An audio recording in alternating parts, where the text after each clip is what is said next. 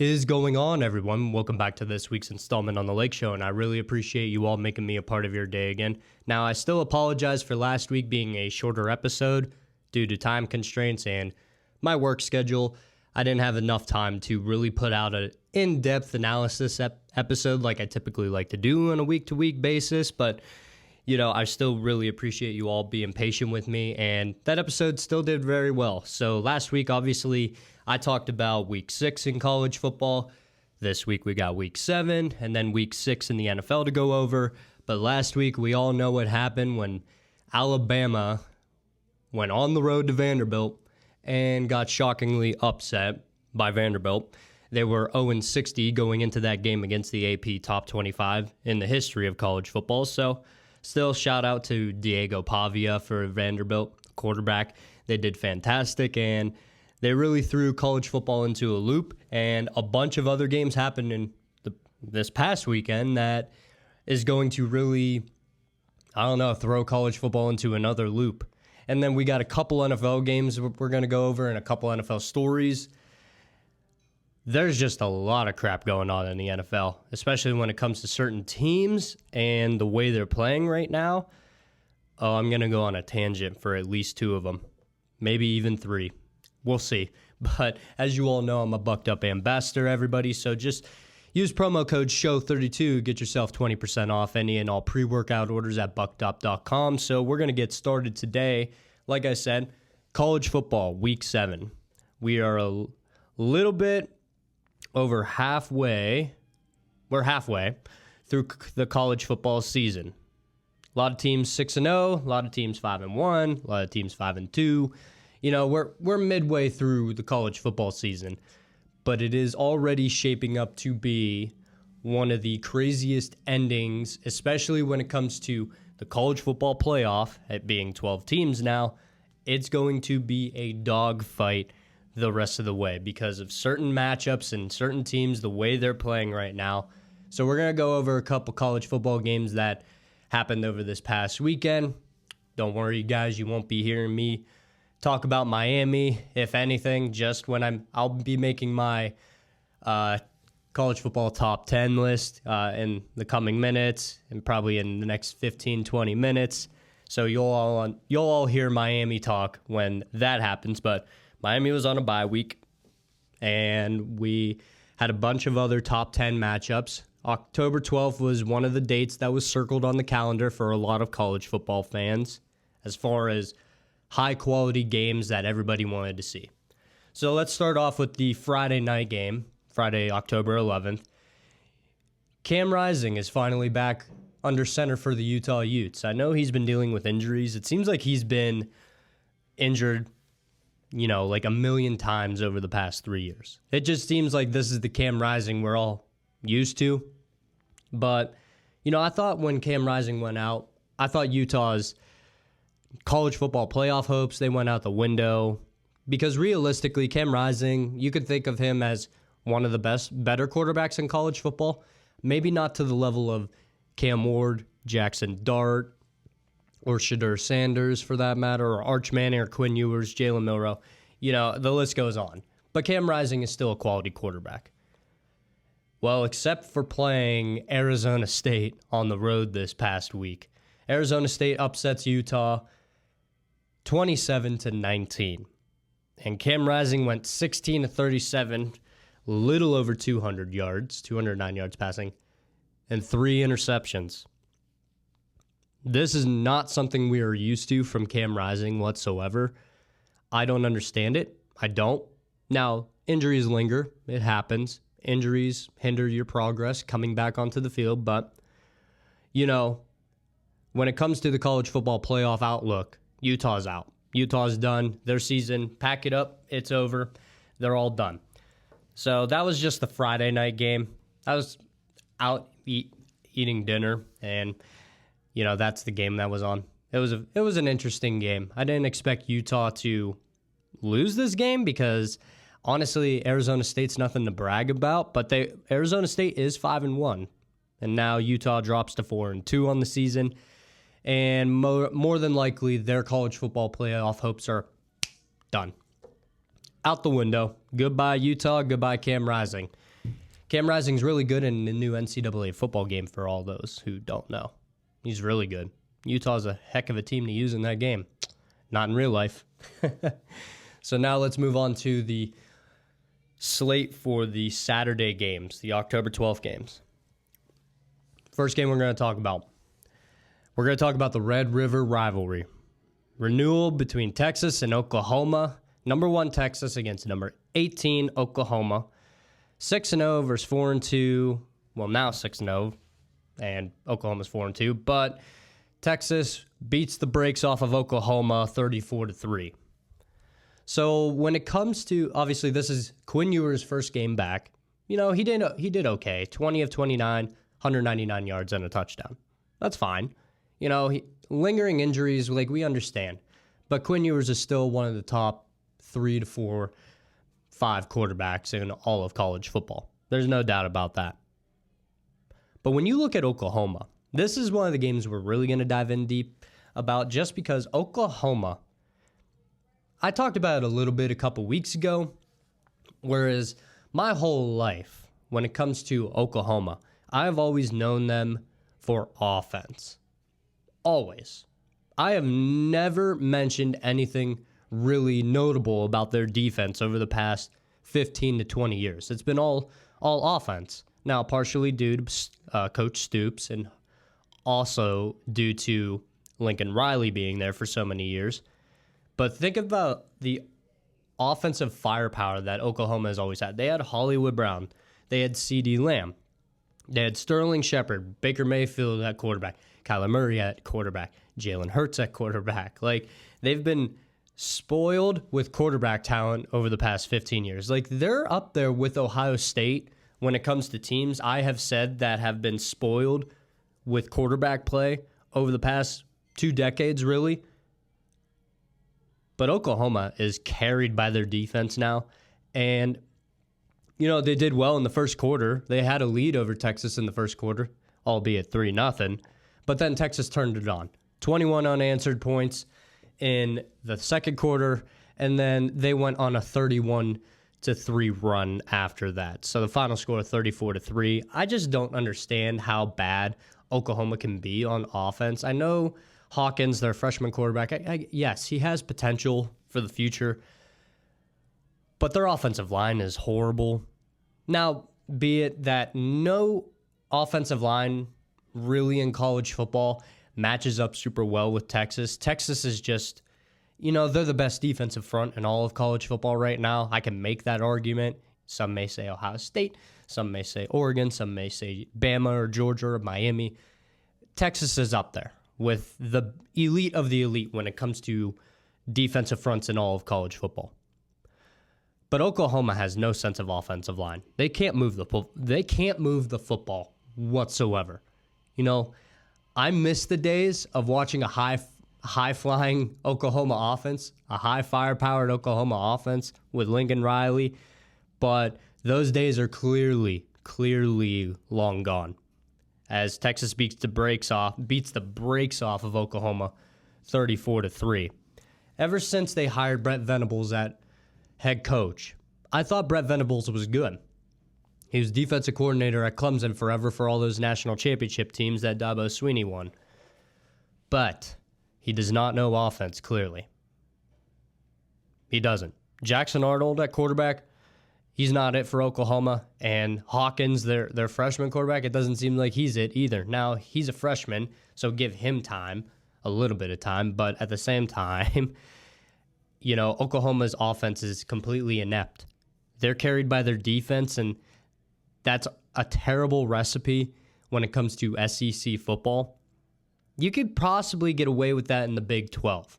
If Oklahoma was still in the Big 12, I would say they could win the Big 12. Even that's a stretch just because their offense is so putrid. But in the SEC, that doesn't work. You need a solid defense. I love Oklahoma's defense. I really do. But they don't have an offense to keep up with any other team, really, in the SEC. So Texas wins the Red River Rivalry 34-3. Next game we're going to talk about. And I told everybody this could happen. Nobody wanted to believe me. Not one person. Nope. You talk like Skip Bayless. My takes are like Skip Bayless. My takes are like Will Kane. My takes are like Max Kellerman. My takes are like Ryan Hollins. You guys can say whatever you want. I told everybody that Oregon was going to beat Ohio State. Did anybody want to listen to me? Nope. But that's exactly what happened. Oregon, number 3 Oregon, beats Ohio State 32-31 in a thriller. This was a fantastic game. It really was. Both teams going into this game, did they really play anybody? Not really. They really didn't.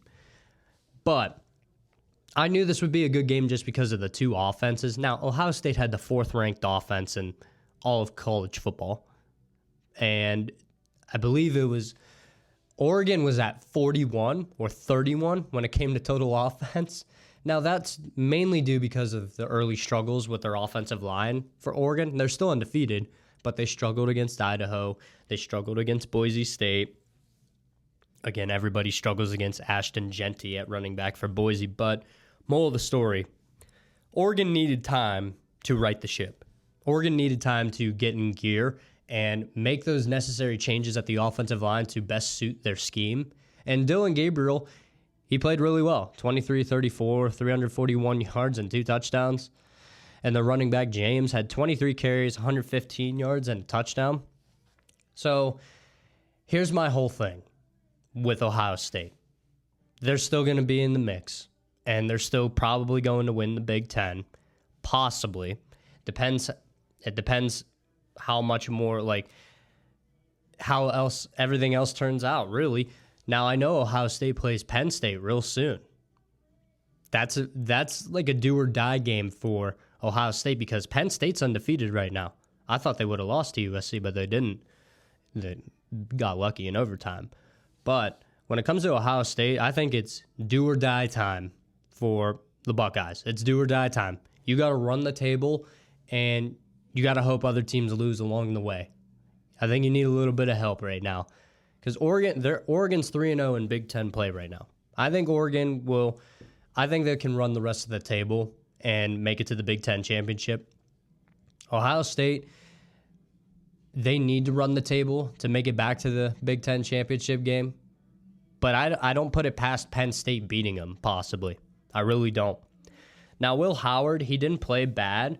28-35, 326 yards and 2 touchdowns. But my main thing is you are at the end of the game. You have Jeremiah Smith and Emeka Egbuka at your wide receiver position. Why on earth Will Howard would take off running, I have no clue. I have no clue why he could plausibly think that was the best course decision to make. Now, I know it's heat of the moment. You want to pick up yards to try and give yourself position for either a field goal or better position to throw the ball up to the end zone. But here's my whole thing with that. Rather than run the ball like Will Howard tried to do, you have Jeremiah Smith and Emeka Egbuka. I think you would have a better chance at winning the game if you were to just throw it up in the end zone to one of those two and hoping they come down with it. And those two are probably the best wide receiving tandem in all of college football. You know, your odds go up significantly more than trying to run the ball up the middle, slide down, get your team together, spike the ball, kick a field goal, or throw it to the end zone. Like, it just wasn't plausible with taking off to run. And that ultimately came back to bite Ohio State in the rear. Will Howard's decision to run that football and possibly try to spike the ball to give their kicker any chance to make a game-winning field goal. But it wasn't to be. Oregon upsets.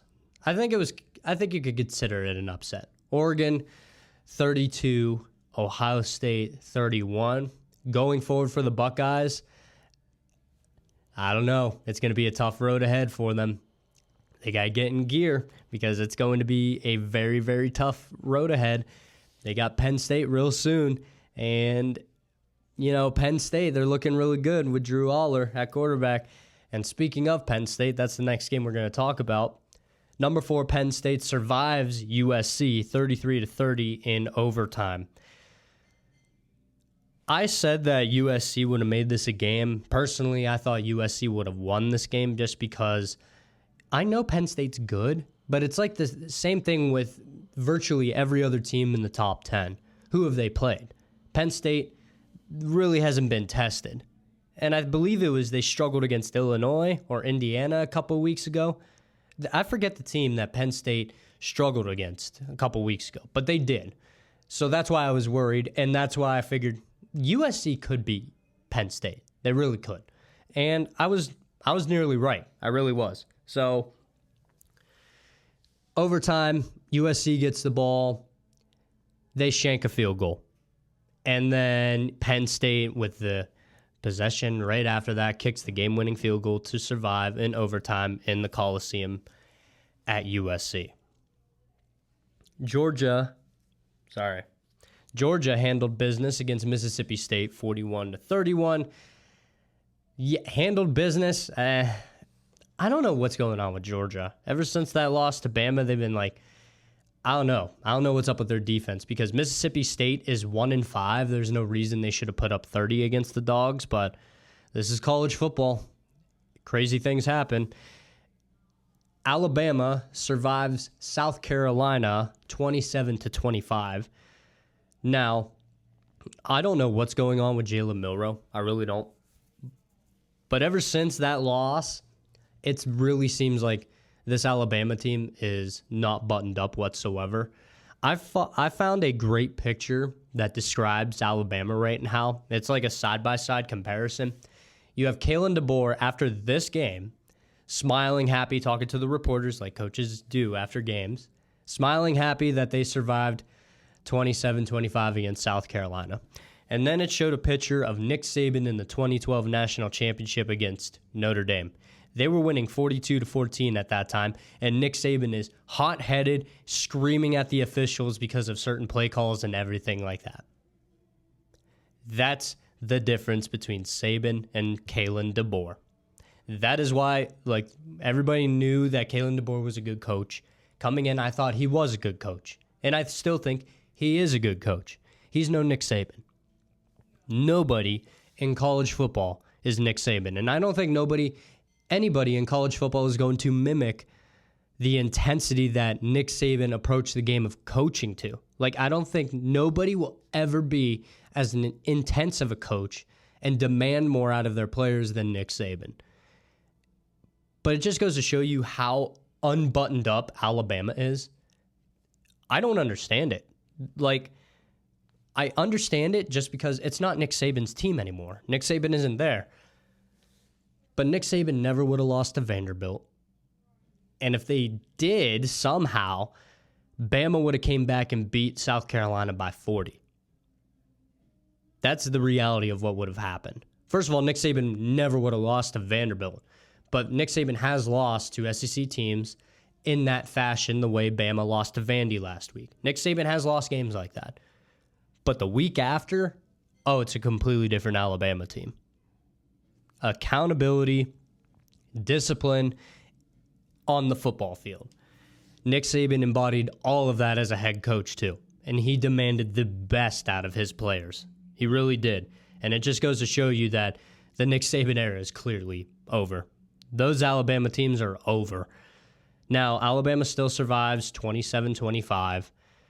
I still think they're way better than their ranking shows just because I don't understand why Georgia is still ahead of them. I really don't. Bama beat Georgia. Some of the games, apparently they don't matter, which that bugs me. But Alabama survives South Carolina despite South Carolina recovering an onside kick to possibly kick a game-winning field goal. Bama just turned up the pressure on him, and Lenore Sellers ended up throwing an interception to seal the game. A couple other games we're going to get to in college. Let's see. We're going to get with three more. Three more games we're going to talk about. And, of course, Kansas State ended up beating Shedeur Sanders in Colorado. I still don't see what people see in Shedeur Sanders. I really don't. I think he's an average quarterback that's carried by Travis Hunter and Jimmy Horn. he's a good quarterback. I think he's a top 10 quarterback in college football. I still think, but at the same time, I still think he's overrated and carried by his team. I don't think that's out of pocket to say. But the next game we're going to talk about, this is really concerning if you are a Tennessee Volunteers fan. Number 8 Tennessee survives Florida 23-17 in overtime. This, even though Florida's 3-3, I don't know what Billy Napier did in that locker room, but the fact that they nearly took Tennessee to the brink, which they did. They took Tennessee to the brink and damn near beat them. That's impressive. Florida at the beginning of the year, opening up with Miami and, games like Texas A&M, it looked like Florida was in for a 2-win season at that point.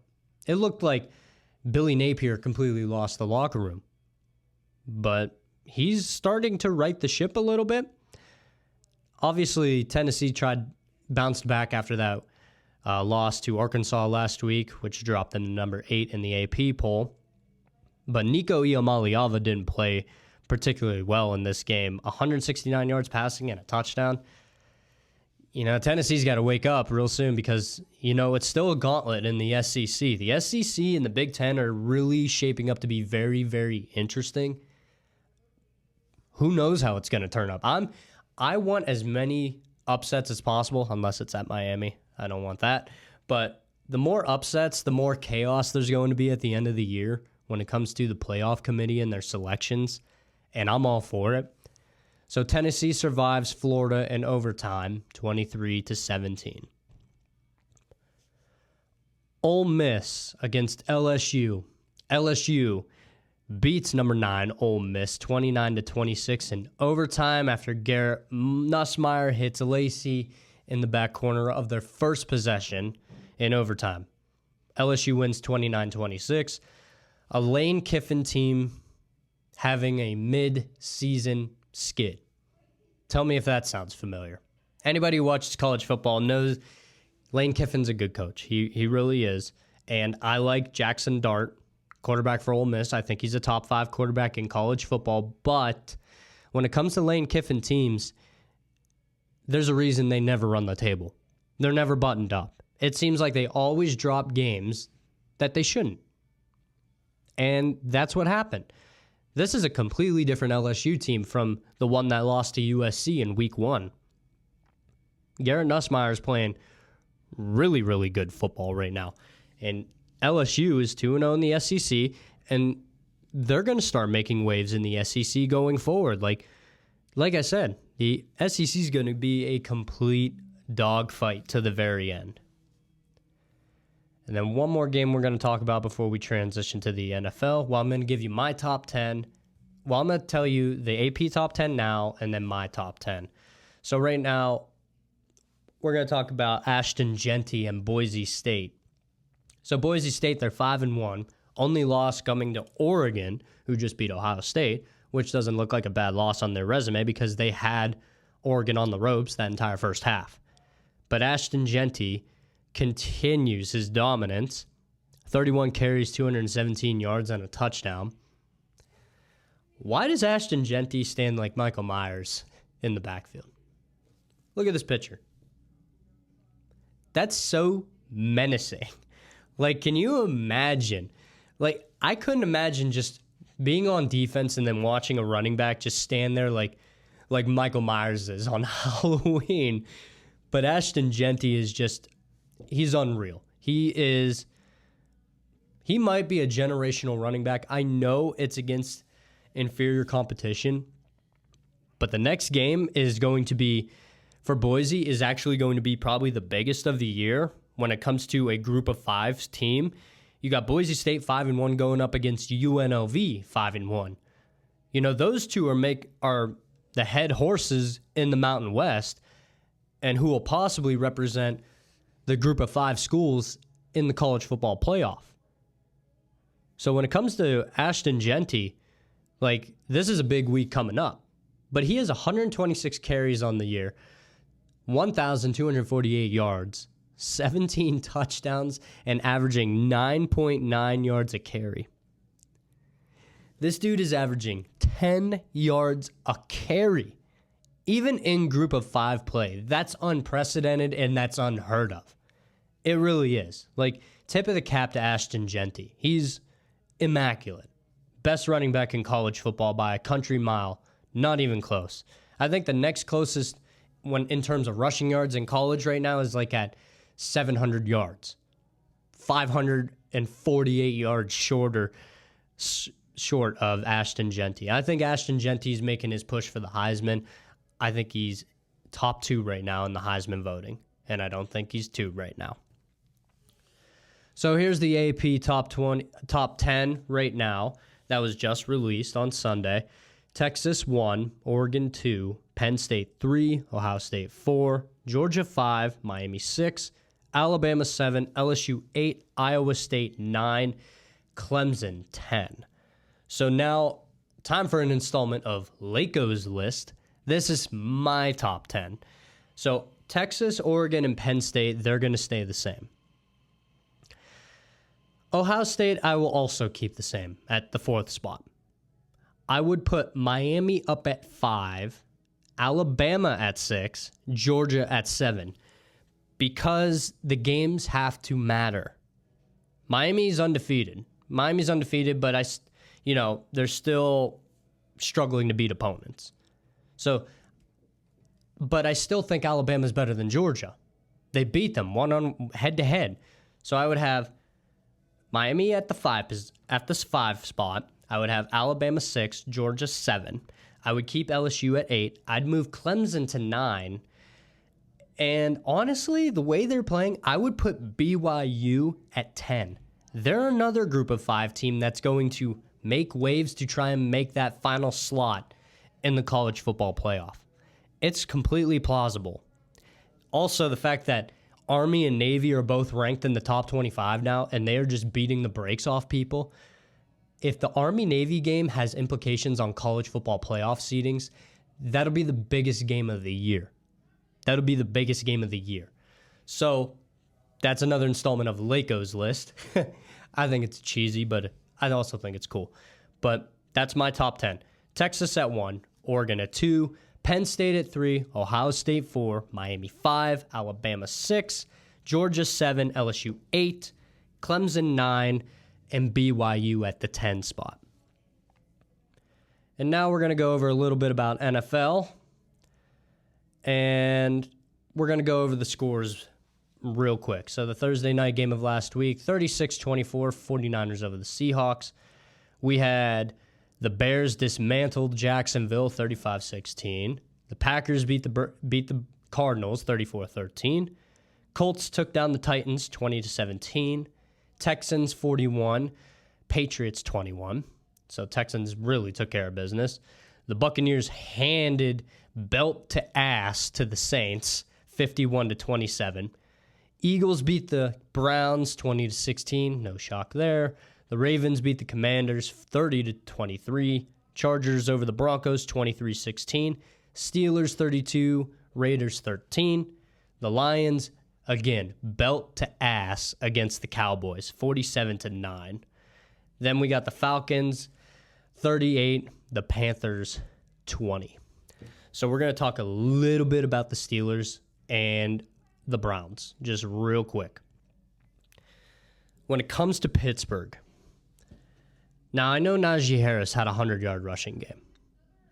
And I know Justin Fields had 2 rushing touchdowns. I'm walking away from this game.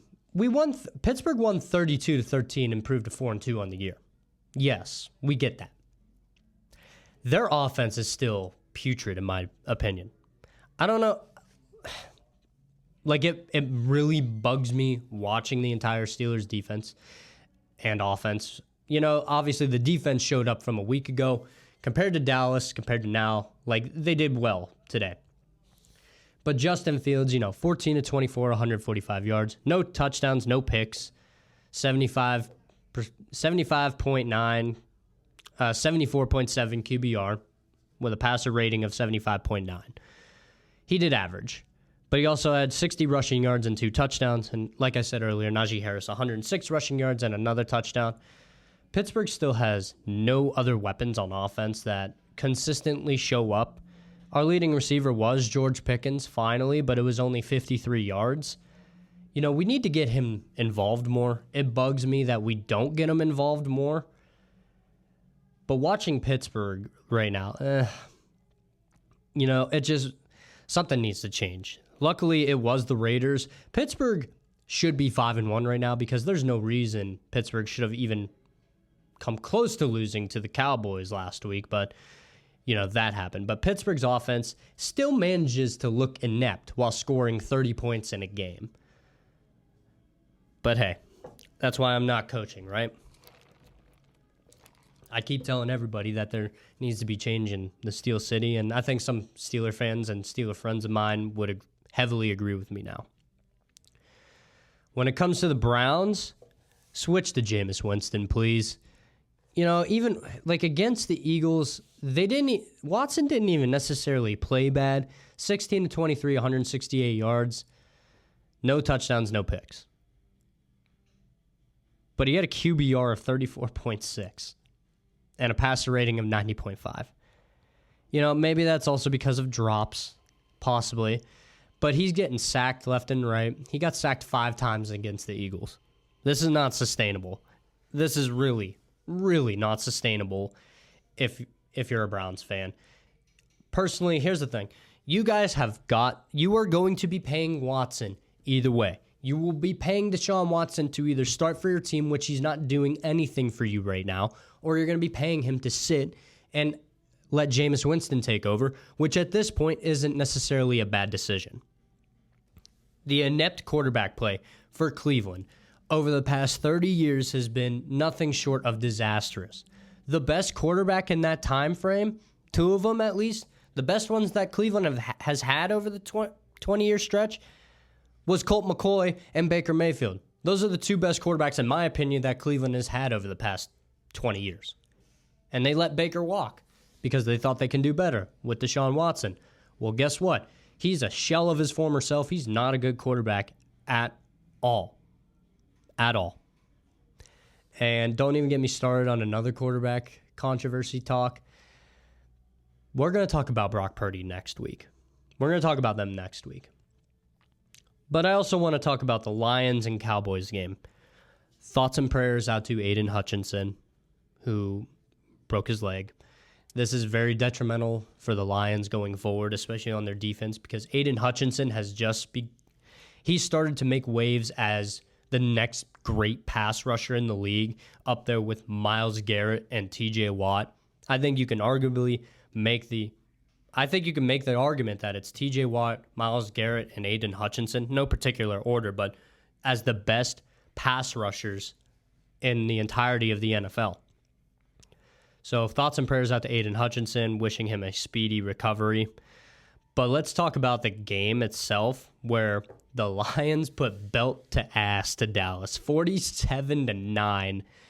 Dak Prescott, 17 to 33, 178 yards, no touchdowns, 2 interceptions, and then you got Jared Goff, 18 to 25, 315 yards, 3 touchdowns, no picks. And now this is the best offensive line in football. This is a true running game.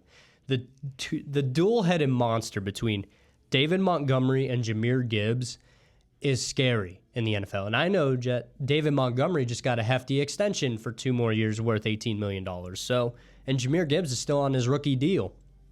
Everybody thought it was crazy that Detroit would draft a running back in the first round years ago. Well, they clearly saw something. The 2-headed monster between David Montgomery and Jamyr Gibbs is scary. I mean, they both combined for 143 rushing yards against Dallas. Just those 2 alone. But also, you still got Amon-Ra St. Brown, who's still solid. Sam Laporta, great tight end. Jameson Williams is starting to come into his own as a speed wide receiver and a deep threat. Detroit is, even though they lost Aidan Hutchinson, which it will be a problem for the Lions, but going forward, Detroit, they may be the team to beat in the NFC. The 49ers are injured and inconsistent.